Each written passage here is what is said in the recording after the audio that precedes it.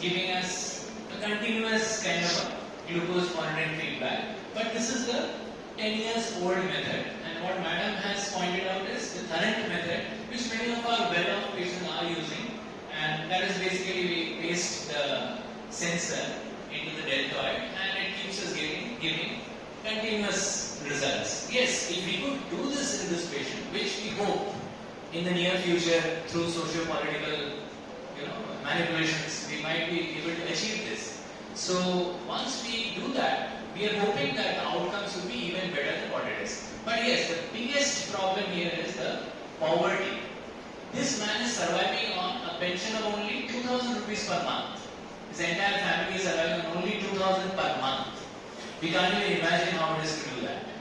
So in a way, this patient was inspirational for us to go from 3 to 6 as much as possible. I think the full credit goes to the patients. We were just following the requirements.